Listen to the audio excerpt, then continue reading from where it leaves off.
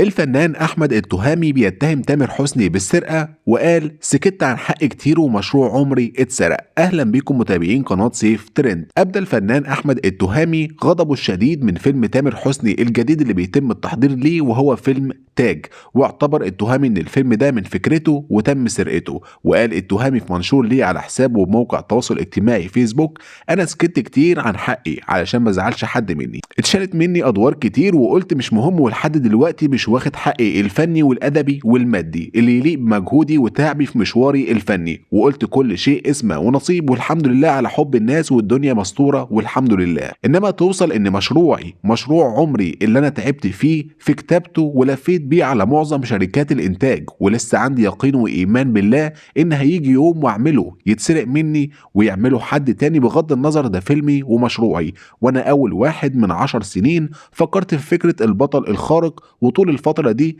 كان بيتسرق اجزاء من الفيلم وقلت عادي، انما التوأم الخارق ده بتاعي ومسجله في المصنفات والشهر العقاري. وكمان وجه رسالة لتامر حسني وقال: تامر حسني صاحبي واخويا واكيد ما يعرفش المعلومة دي، ارجو الرسالة توصل له لاني اكيد في ناس كتير مؤذية، وحسبي الله ونعم الوكيل. انا حاولت اوصل لتامر حسني ومعرفتش. وده اللي كتبه احمد التهامي على حسابه على فيسبوك، بيتهم تامر حسني فيه بسرقة فيلمه الجديد تاج.